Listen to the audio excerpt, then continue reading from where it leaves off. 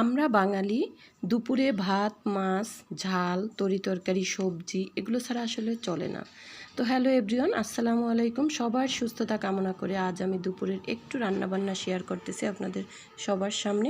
তো আজ আমি ভুড়ি রান্না করব, সাথে একটু ডাল রান্না করব। ডাল এমন একটি খাবার যে এটা বিভিন্ন ধরনের আইটেম করে খাওয়া যায়। তো আজ আমি একটু ভিন্নধর্মী ডাল রান্না করতেছি, সেটা হলো বোম্বাই মরিচ দিয়ে করলার ডাল। একটা টপ থেকে বোম্বাই মরিচ এনে ডালের ভিতরে দিয়ে এটাকে ঘুটুনি দিয়ে ঘুটে দিচ্ছি, সাথে পানি অ্যাড করে আমি সুন্দর করে জাল করে নিলাম।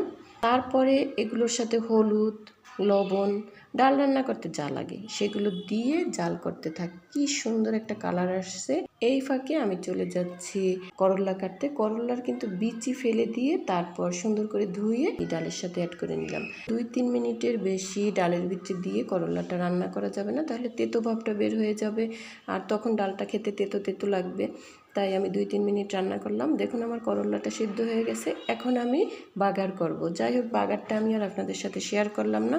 চলে যাচ্ছি আমি ভুড়ি রান্না করতে। ভুড়িগুলো কিন্তু আমি আগের দিনই রান্না করব বলে বের করেছিলাম, কিন্তু পারি নেই সময়ের স্বল্পতার কারণে, তাই জাল করে রেখেছিলাম। জাল করা ভুড়ি দেখে একটু কালো কালো দেখায়, কেউ আবার খারাপ মাইন্ডে নিয়েন না।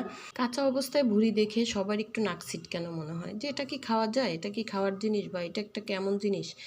যখন পরবর্তীতে প্রসেসিং করে রান্না করা হয় তখন বলুন তো কয়জন ব্যক্তি আছে যে আমরা বলি ভুড়ি খাবো না, দেখলেই মন চায় একটু খাই। আর কিছু মানুষ আছে যে তারা কখনোই খায় না।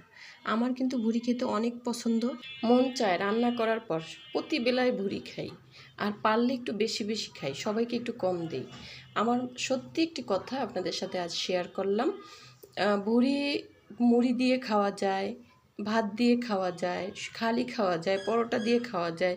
আসলে ভুড়ির গুণগান বলে আমি শেষ করতে পারবো না। তো বন্ধুরা, আজ আমি ভুড়ি রান্না করতেছি, করলা দিয়ে ডাল রান্না করতেছি, সাথে একটু মগজ রান্না করতেছি। এই অল্প একটু মগজ আমি বাড়তি মশলা আর কষালাম না। এই ভুড়ির মশলাটা যে উঠিয়ে রেখেছিলাম সেখান থেকে মশলা নিয়েই আমি এটা কষিয়ে দিচ্ছি। আমার মেয়েটা মগজ খেতে অনেক পছন্দ করে, ওর জন্য আমি রান্নাটুকু করে নিলাম। সব মাই চায় তার সন্তানরা যেই খাবার পছন্দ করে সেই খাবারটা যত কষ্ট হোক রান্না করে সামনে দেওয়ার আমিও চেষ্টা করি, জানি না কতটুকু পারি। তো রান্না শেষ করার মাঝে আপনাদের প্রত্যেকের কাছে একটি কথা আমি বলতে চাই বা বলি, সেটা হলো এই দুনিয়ায় যতদিন বেঁচে থাকি ততদিন যেন সুস্থভাবে বেঁচে থাকি। সুস্থতাই সকল সুখের মূল। এই দোয়াটা আমিও আপনাদের জন্য করি, আর আপনারাও যেন এই দোয়াটা আমার জন্য করেন। তো এই পর্যন্তই। আল্লাহ হাফেজ, ভালো থাকবেন সবাই।